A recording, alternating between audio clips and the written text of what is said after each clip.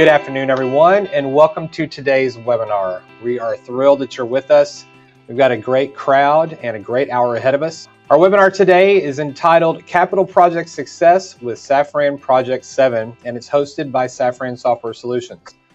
Before we get started, let's take care of some housekeeping. We do have everyone muted so that we'll have a clean recording of today's webinar. In addition, there are handouts available in the handout panel here in GoToWebinar. We'd like you to download those so you can follow along during the presentation. We would very much like you to participate and be interactive with us today. We do have a question panel here. We would like you to submit any questions that you have during the webinar so that we can answer them during our Q&A session at the end. So without further ado, I'd like to pass it off to Lars Petter, who's the CEO of Safran Software Solutions, to get us started. Lars? Hello, everyone. Thanks for that introduction. We're really pleased to have so many attendees today. We actually have people from all over the world, including the UK, US, Australia, India, and also Nigeria. So really happy to have so many attend the webinar.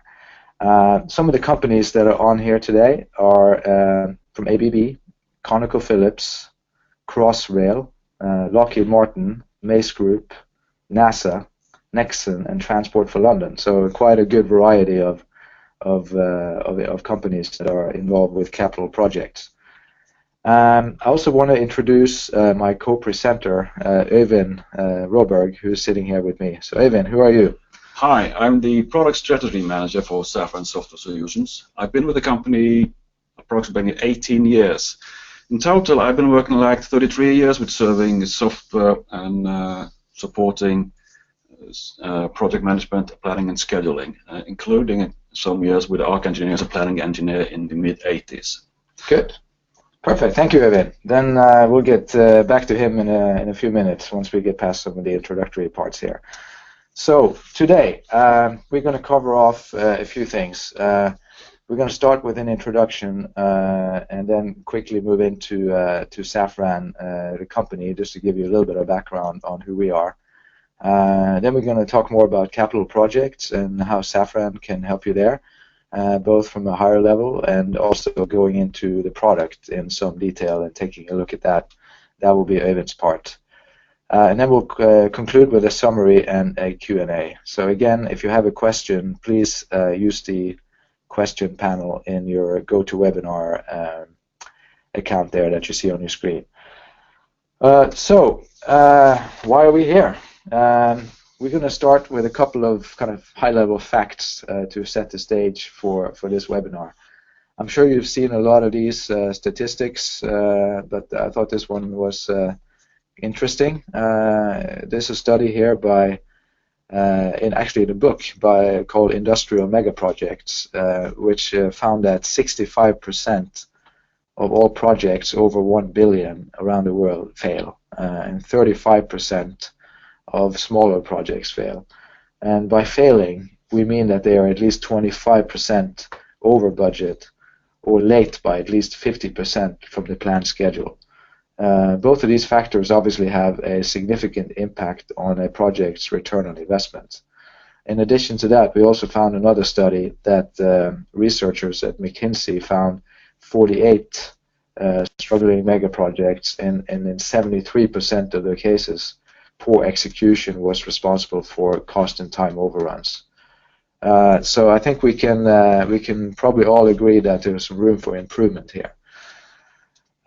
So what I want to do now is to kind of give you a little bit of a story around one project that we were involved in recently that kind of illustrates how we can help from a Safran perspective.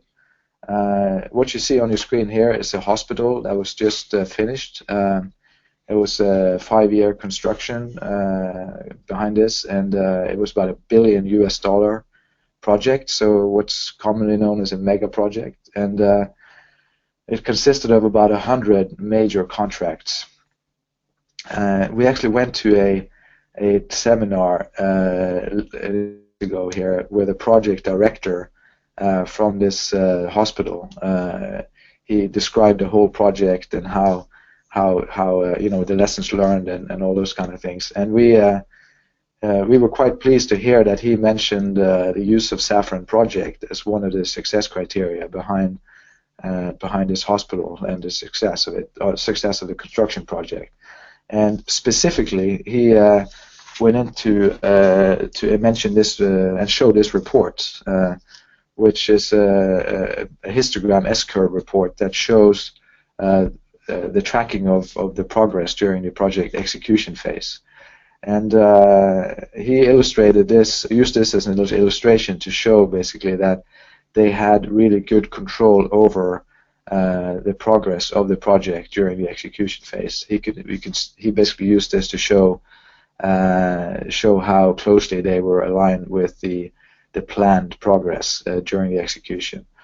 And from a Safran perspective, our goal here is to deliver software that is a help to the project teams in delivering successful project. And we, like many other parts in life, we think that good tools are at least half the job. And of course, there's a number of factors in addition to a project scheduling and planning system that contribute to project success, such as a good understanding of the complexity of the project, the proper advanced planning, and training of staff and all those things. But where we can contribute is contributing with a solid software package that can help you plan and execute the project. And our philosophy is that a project management tool should help the planners and the various stakeholders in the project, such as project managers and managers, focus on value-added activities, not getting bogged down in how to operate the software. And that's something we spent a lot of time on over the last 20 years, is making sure that that's the case. So again, what you see here is a pretty standard report in a lot of projects. But I think one of the differentiators that we'll show you here later is how we can actually help you produce these kind of reports, ultimately produce this kind of reports in a much simpler way than was the case in some of the other software systems that are out there. So stand by for that in a few minutes. I want to show you another part of project controls, which we find is typically underutilized, and that's schedule risk analysis. We in Safran have spent quite a bit of time incorporating schedule risk analysis into the core planning software. And what you see on the screen here is a report that's coming straight out of Safran Project's schedule risk analysis module. And this is in use now on a number of projects that our customers are running. And what we provide here is a simple way of defining 3-point estimates on activities and running a Monte Carlo analysis and producing the type of reports that give you a much better insight into the uncertainties, how uncertainties and risks impact delivery dates, and you can actually take this information and use to mitigate the risks in the project.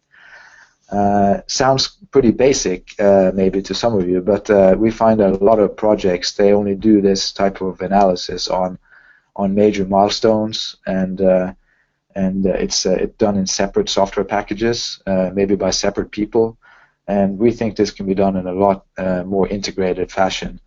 In other words, like we do it in Safran Project, where it's part and parcel of the system itself.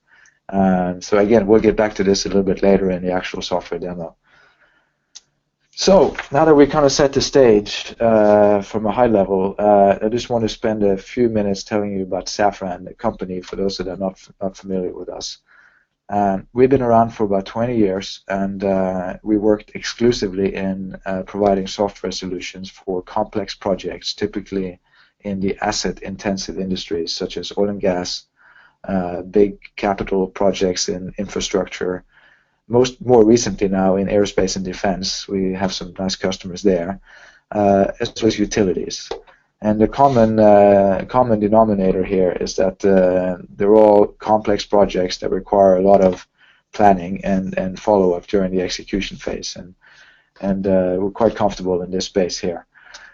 So just to show you a couple of the customers that we have, this is a sample list here. You will see various industries represented here.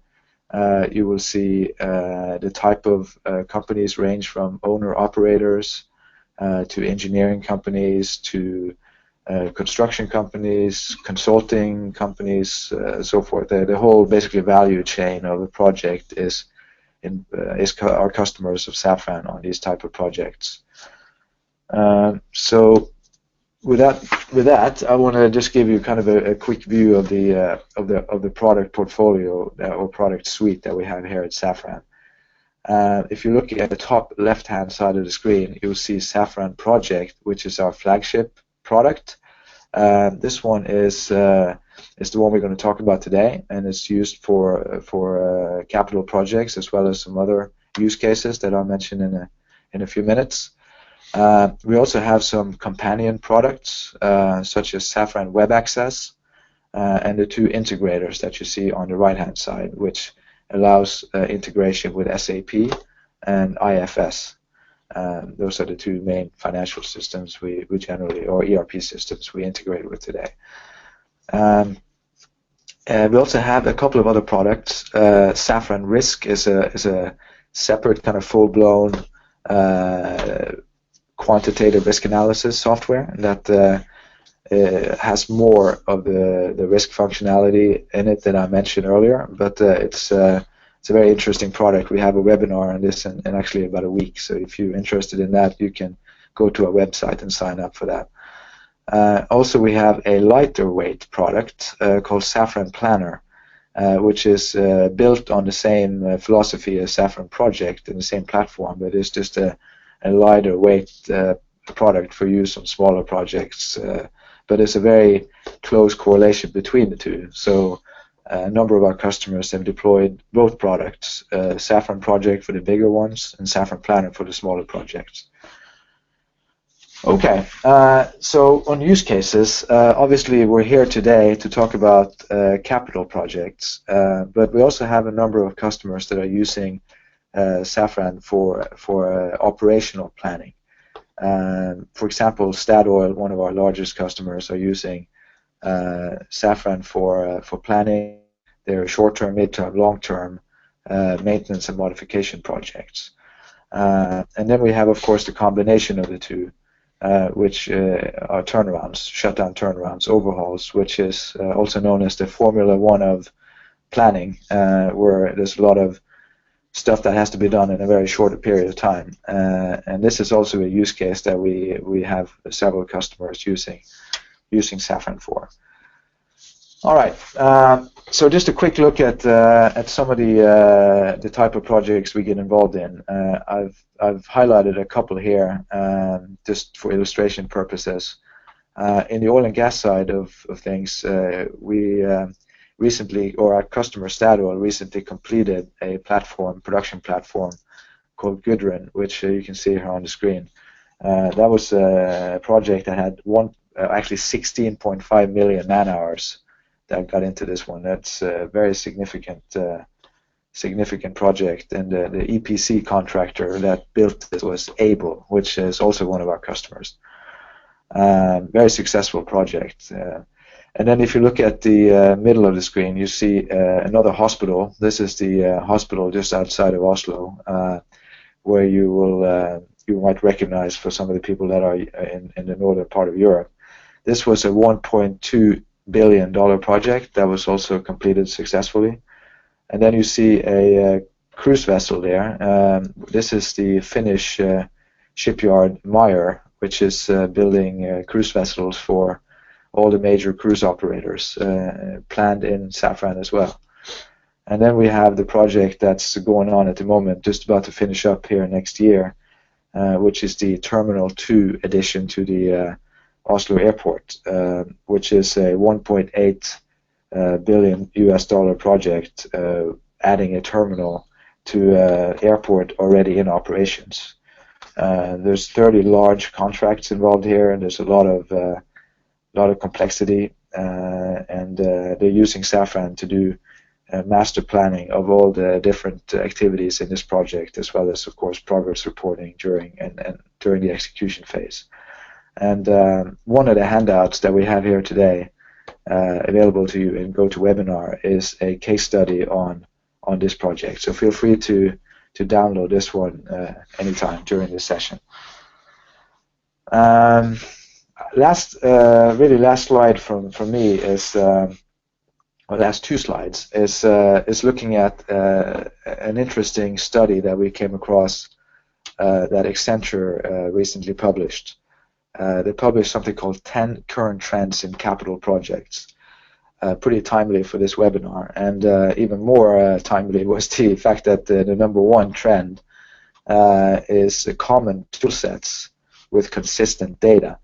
In other words, standardization and greater integration across the project controls application suite. That is really sort of the sweet spot or the core focus for Safran project. We're quite pleased to see that. If you look on the screen now, you can see kind of a modular representation of what we do within the Safran product suite. And this is really what we're talking about. We've developed a product that within the same suite can offer you basic planning and scheduling. We get into project risk and change management that I showed you earlier. We have a full-blown project reporting module built into the software, so you can run all the reports that you possibly, well, we think you need from within Safran project, and Eyvind will show you that in a few minutes. We have earned value management functionality in here, resource management. We can do what if scenarios, and we have integration with P6 and Microsoft Project built in, as well as a generic kind of API that you can use to interface to other software systems that you may want to have an integration with. So with that, I think I've spent enough time on PowerPoints, and actually I know Eyvind has a few too, but he will get into the product, I promise. So with that, I'm going to hand over to Eyvind. Give us 1 second to change screens here. All right, Eyvind, take it away. Thank you, Lars. I'll be boring you with a few more slides before we take a look at Safran 7. It won't be a deep dive, but at least we'll be snorkeling at the surface of the product. I'd like to start with this slide, just discussing a few aspects of the planning cycle. We all sort of fit into a cycle of the project where we start off with a framework. The project is defined by the owner. There are some contractual requirements. You might have some project constraints like access to site or shutdown periods or specific campaign periods where you have no access to be able to work there. Also, you would set them some coding and breakdown structures, and you might even have some legal or regulations that affect your project and how you plan and schedule your project. With all of that framework, you would then start planning and preparing the schedule, sequencing work, adding activities and milestones, and also resource loading the schedule to make sure that it contains all the known scope of work. At some point in time, you might want to start challenging the durations. We often see if someone has typed 50 days of duration into an activity, people think that that activity is going to take 50 days. We'll know that it's probably not going to take 50 days. It's going to take something different. So challenging that duration with adding 3-point estimates, running a Monte Carlo simulation, and see how that duration certainly impacts your schedule, might impact your schedule, is an important part of the planning cycle. And then you set your baseline. The way we see the baseline is that is a part of your contract. It's the target for and the benchmark for status reporting, and should only be changed when you have authorization to do so. Often that is done by every 6 months or something that you do a baseline revision. So you also need to have a sort of both a procedure and the capability in your planning and control environment to do baseline revisions. Once you start executing your project, you start collecting your actuals, you do your status updates, and you start your periodic reporting. And that reporting can be different with some details for your project team, a higher level for your management. You do your earned value reporting, and based on these reports, you can then drill down and do your analysis and examine your deviations and propose and design corrective actions. You might have to do some replanning activities, you want to do some what-if analysis, or even do forecasting. Change control is also an important part of the planning cycle. We know that changes will occur. We know that changes will happen. PwC had a survey in 2014 where they stated that 41% of projects fail due to change in scope in mid-projects. So why don't plan for those changes and take corrective actions based on all those changes? To support that planning cycle, most companies and organizations have developed either gate-driven processes or different execution models or methods where they align their projects, they define how they want to run the business, and this is based on best practices, and this is basically to state this is how we do projects and this is how we plan for success. What might be at the gate in the process-driven model could be several phases in a company doing the business. So if you are at the gate 4 for the execution, that execution phase could actually be including both engineering, procurement, construction, installation, and testing. These kind of models are basically developed for each of the companies running their businesses. And we can support any of these models from birth of the project until it's finalized. Sorry. So what I'm going to focus on some of the features in Safran project that can help you improve your project control. I would focus on these 6 elements here. Easy planning and scheduling, bringing the right tools at the hands of the planner, making it easy to see what happens, how it happens, and why things change. Be able to run a schedule risk analysis within the system to evaluate the impact. Resource planning, demand versus availability, to be able to do both automatic resource leveling or what we call a semi-automatic resource leveling. Being able to do periodic status updates, not only on a periodic basis, but as frequently as possible, because the more frequent you take a status and a snapshot of your project, the more you are in control. And as mentioned, integrated change control within the planning application and reporting. When people ask me what is the 3 top features in Safran project, I always say reporting, reporting, and reporting, because that is where we actually see what's happening, that's where we share information, and that's what we use to take and make decisions. And we have a lot of reports in, or not only reports, but they are user configurable. Wow. So I'm not going to discuss each and every one of these. I kindly ask you to download the report book so you can study these and examine them yourselves after this demonstration. But basically these are reports out of the box, configured by the users, made to make a point for management, made to make a point for the project to take the status of the projects. They're all based on earned value management. They include histogram, S-curves, they include pie charts, and they include the governmental reporting for US government and defense contracts. Just to take a look at a single report, this is a typical S-curve and histogram where we have added the baseline, added the expended, and the earn curves. Together with the tables, we can now see how well we're doing on this project. This is showing the total project. We could break that down into project phases, which is what I've done here, and look at the different phases. Some of them have started, some of them have not started yet.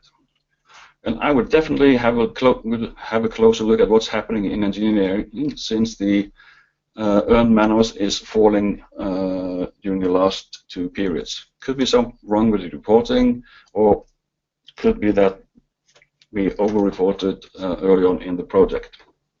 This shows that data that are hidden at a higher level could be displayed when you start drilling down.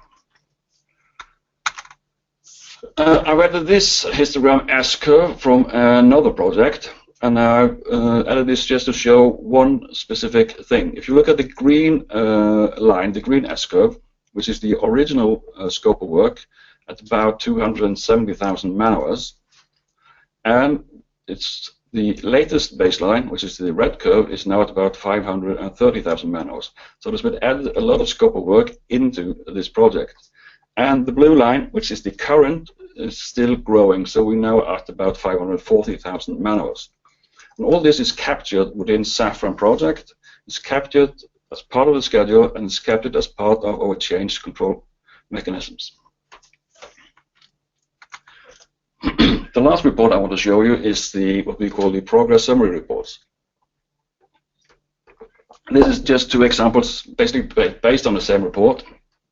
The one in the background is summarized at a project phase level, and at the front is then grouped at the same level, but showing all activities. So basically, by a single click, you can modify these reports and have a lot of information displayed. This specific report shows you the scopes and the periodic values and the cumulative to-date values of your project. My last slide is the bull's eye chart, which is sort of a trend chart showing you the combination of CPI and SPI. You can see here that you started ahead of schedule, under budget, but the trend for this project is that you are heading towards behind schedule, over budget, but you're still within the confidence limits. The nice spot to be is within the red square, and you can define yourself what the red square should be in terms of figures. So that brings me to try and show you some of the product. I hope you still can see my screen. This is the interface of Safran Project 7. I have a small demo schedule here. I've added some color coding for the different project phases. The area to the left, which is the columns area, can be totally configurable by the user. So can also the graphical area. It's a tabbed ribbon type interface. We can move between all the tabs, look at the data. Here we can define all your working calendars, resources, etc., etc. You can change the views, look at the project setup, and the reports. I'm going to come back to the reports a bit later in my presentation. I can also easily switch between different views at the bottom of the screen. This is the resource view, and this shows the resource buildup for this project.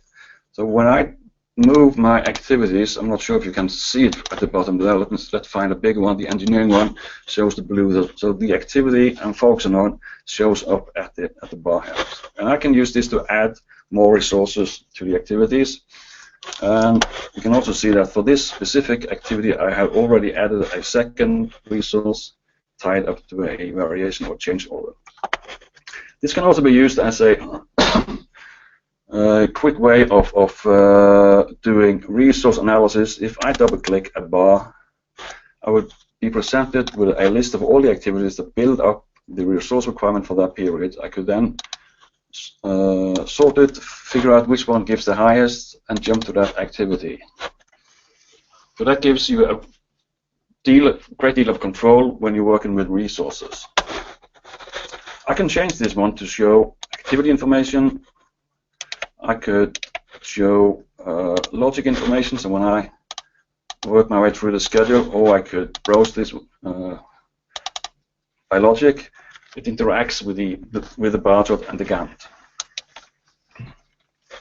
We also have a resource graph, which is totally customizable. For this specific example, I can jump from an activity to activity. I can look at the load for a total phase, and I can use this as a sort of a drill down or a builder for the entire project, here stacked by resource codes. Also available is some logic navigator, which allows you to browse and view more information than the link panel gave you, and use this to navigate through your schedule. You can also detach this window or open a new window, and if you're working on setups with multiple screens, you can position this on your second screen, and as you go you will see that you also change position in the bar chart. This can actually be done to set up a very specific workspace for any planner. Can also easily change to another layout. Here I show some of the statuses that have been added to the project with the gray bars. So you can see where we are forecasting to complete before or after the original bars. If I go to my view, I could add links, and I could also add the front line to show where we are for behind in schedule.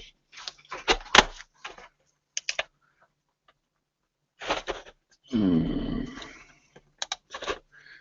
just going to change the way another layout, which I call risk, and stop it. Take a bit more detailed look at the schedule risk features. So I added the risk panel at the bottom. I can then, for each of the activities, add an optimistic and pessimistic duration and a distribution profile, which could be square, triangle, Gauss, or a trigon, or I could do it up in the columns area. We also have the possibility to do quick risk settings and say, I want for those selected rows, you see the tick mark here, I want to say as a triangle, 75% of the optimistic for the optimistic duration, and the pessimistic 125, or any percentage you like. Or I could add a filter to sort of select just a few of them by filtering, or I could run it for the entire project. So let's just run it. And there it's done. So here is the result of the input, which is plus minus 25%. So what I have here now is my risk histogram, stating that I only have something like 7% possibility of hitting the deterministic target. My 50% is in end of July, and my 80% is in mid-August. I can also change this to see the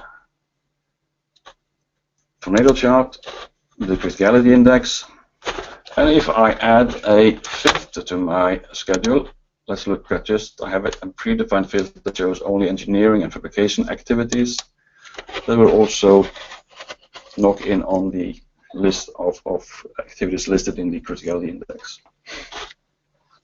It's a pretty powerful, easy to use, quick way of assessing the uncertainty of activities.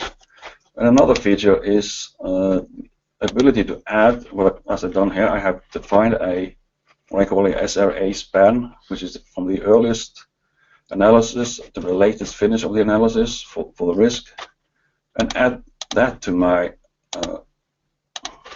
bar chart. I can now see the effect of all the uncertainty that I have put into the schedule, and how the start and finish of these activities may vary, which I think is one of the things that is important for planners and scheduling, to be able to see and understand the impact and what the uncertainty might mean to my schedule. I would now like to move on to reporting. Now, let's just take a quick look on the change register before we do that. Because I added to this project, I added a few changes. So basically, we have 4 types of change: approved change order or variation order, a request, internal changes, which typically we will use for moving scope, man hours, or cost from one sort of a planning package to a detailed activities. And we have some subcontractor where you can assign work to your subcontractors. And you see they are added as resources to activities. They could either be new activities or existing activities within the schedule. And this is how we tie our changes into Safran. Now moving on to reports. What Actually, what I'll show you is just how easy it is to set up a quick report. We have the same sort of setup for all our reports. From left, history curves, performance charts, bullseye charts, we have pie charts, and the progress summary reports, 6-period reports. Here you have the US government reporting, the change order reports, progress status, and so on and so forth. But I'm going to focus on a histogram S-curve. Here you see I already have a list of reports which I have prepared. I have saved them with the names so I can reuse them whenever I want to run a specific report, so I don't have to do all the configurations every day or every week. But for this presentation, I'm going to start by creating a new one. Add on a report. I don't need it to go to 2015. I'll change that to 13. I'm going to add some entries. I would like to have a bar for the baseline. I'd like to have a bar for the earned and a third bar for the expended. I'll do the same with my lines. So I'll have the baseline. I'll have the earned, and I have the expended. So I don't know if you notice, but when I add an entry to the bars or to the cumulative lines, I also add a table entry. I could remove them, or I could add other entries to the table that I have not added to bars or cumulative lines. So they're sort of independent. As a first preview, let's have a look at the report. And this is my first sort of histogram S-curve report. So I have the 3 lines. I have the 3 sets of bars. And I could go back and say, well, this was on calendar months. I want it to be on project months. And it changes slightly. I could do a short, quick fix, and I say, oh, well, I don't want to show the man hours as cumulative left. I want it to be as progress. And now it shows me progress at the right level here. And I could, for instance, say, oh, sorry, I want to do it as weeks. Now I have it summarized by week. Table looks a bit cramped, so I would say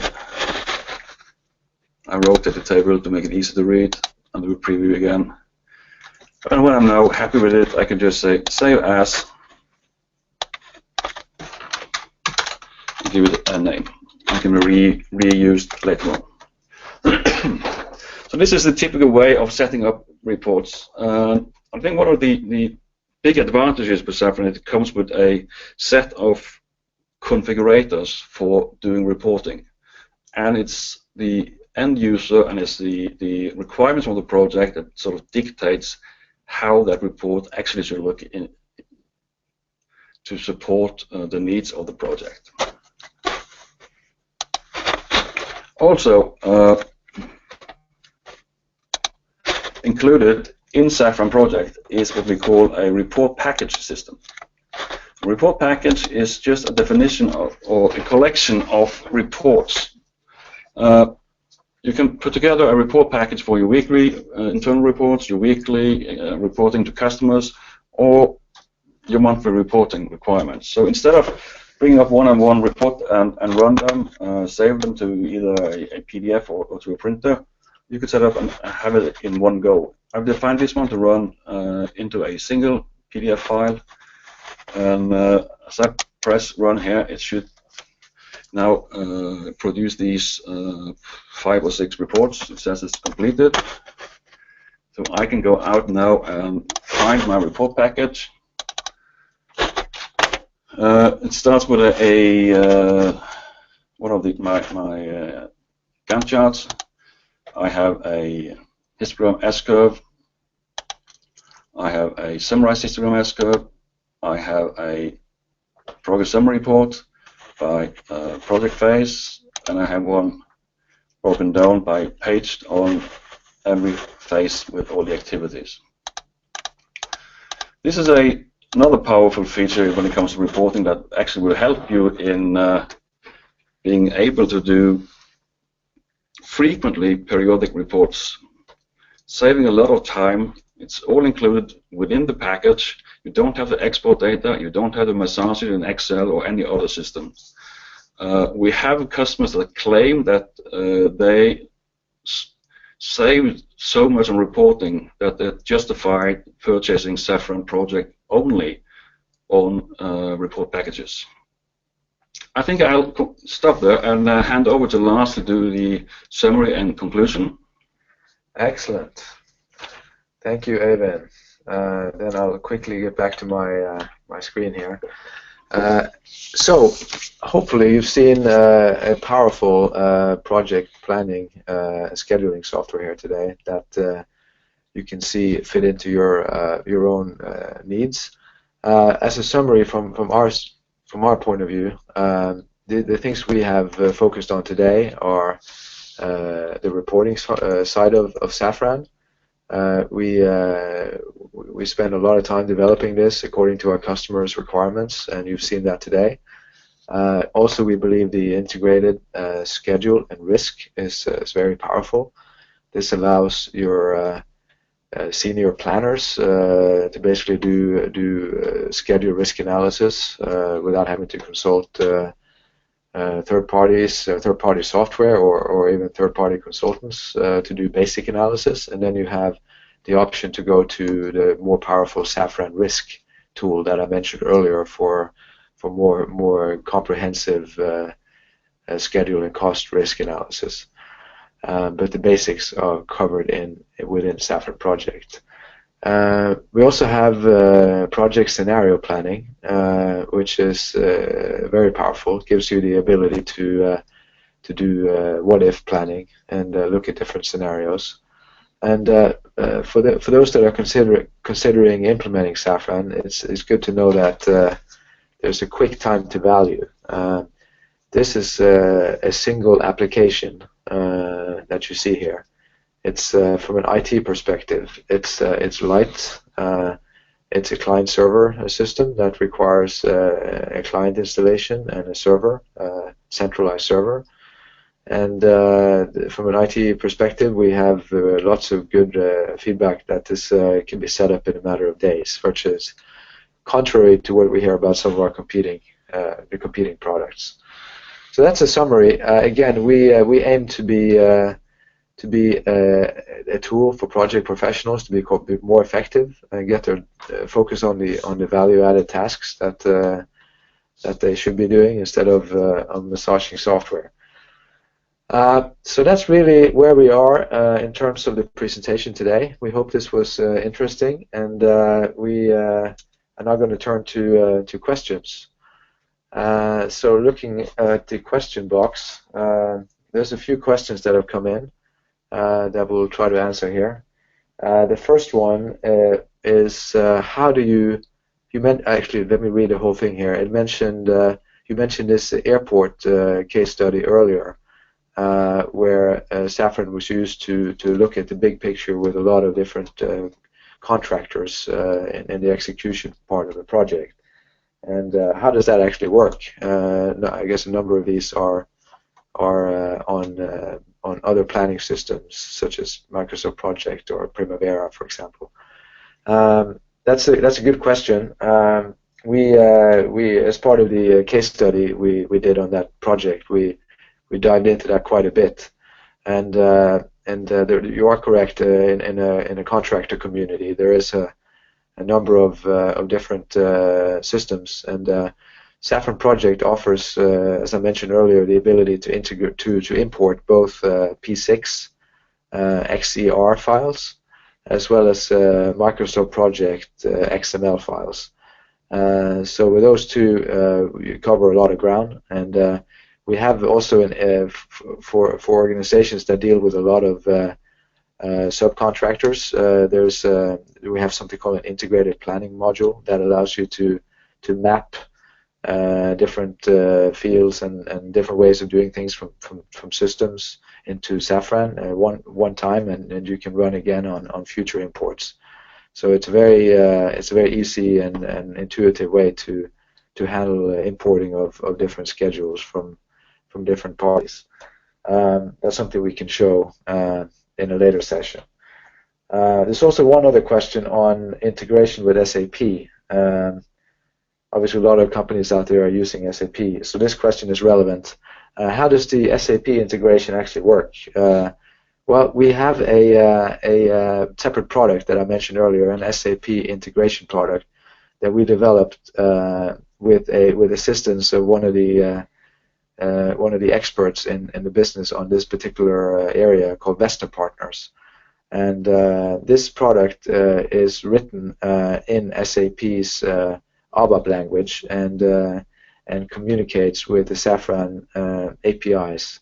So this is a two-way bidirectional integration between SAP's PS module and also PM module. So we can exchange data in both directions.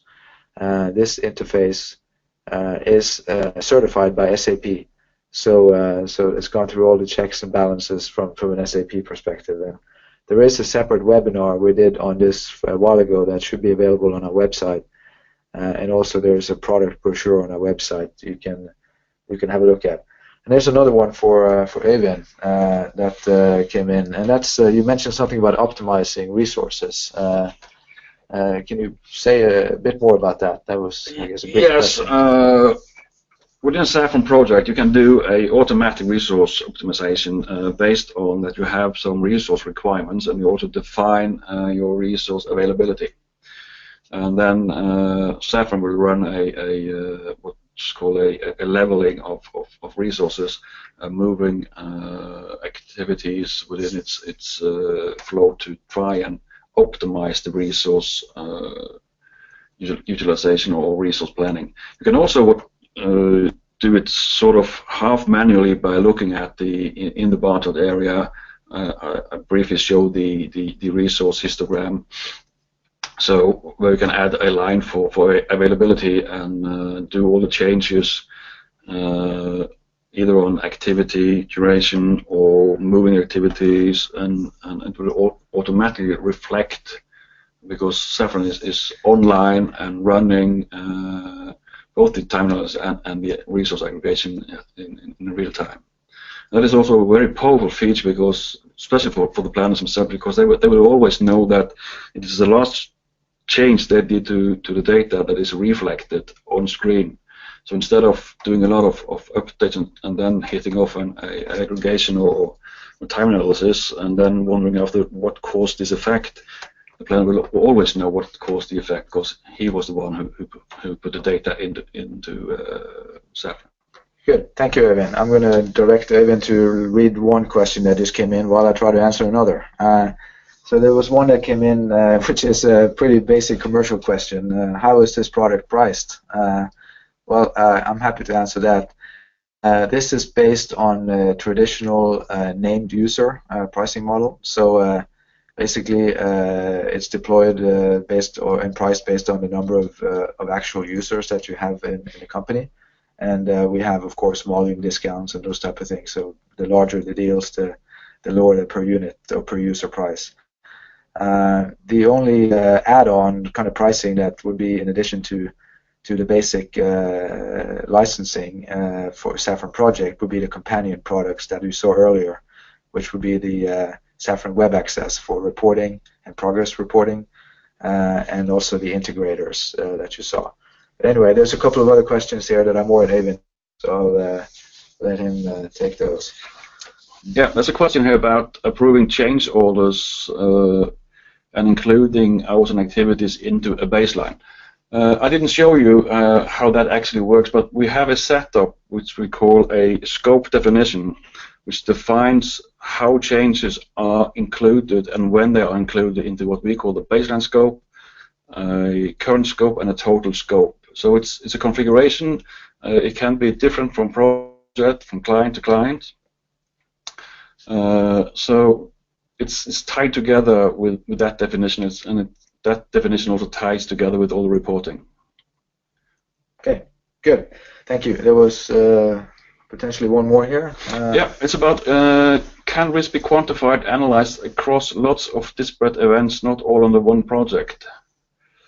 for example, a schedule of status work hours? The basic question or answer there is yes, it can. Good. That was easy enough. And we're happy to elaborate on that, of course, to Colin that asked it separately if he wants to get in touch with us. Okay, I think there's one last question here that came in, and that is to do with we have some U.S. government people on here. I see. So I guess that's coming from one of them. In terms of U.S. kind of specific government reporting, how does Safran handle that? There's a separate, or I'll briefly touch upon it, what we call government reporting, which supports the contract performance report formats 1 to 5, the what is called the OMB, Office of Management and Budget Report 300, and the NASA 533M report, I think it's called. And there's also this. It also supports the UNCFACT export for reporting contract data and schedule data. It was built into Safran, I think it was version 3.5 or 3.6. So it's all in there. Good, thank you.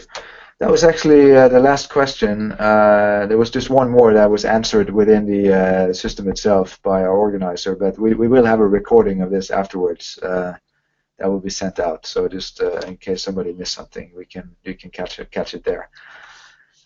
So with that, we are at the conclusion of this webinar, and really appreciate you joining us today. Some good questions, and we hope to have a discussion with several of you afterwards. And there's a couple of ways to do that. First of all, if you want to learn more about any of the stuff we talked about today, you can go to our website, www.safran.com. We also have some product videos on YouTube. If you go to YouTube and search for Safran Software Solutions, we have a separate channel on there that you can see product videos on both Safran project, the risk, and the SAP integration, and a few other things. So feel free to take a look at that. Last but not least, we have a follow-up product training session, kind of similar to this, but more interactive, where we basically touch on a few areas that people are interested in seeing and do it a bit more live. And we're going to run that one on May 23rd at the same time, 2 p.m. Central European time. So there'll be a separate, there'll be ability to sign up for that on our website. You can just go to safran.com and click on events and webinars, and you will see something there starting tomorrow. We haven't posted that yet, but we will. And of course, you can contact us directly at sales@safran.com, and we'll be happy to have a one-on-one with anyone that would like to do that. So with that, I think we are ready to conclude. We really appreciate your attendance today, and have a great day. Thanks a lot.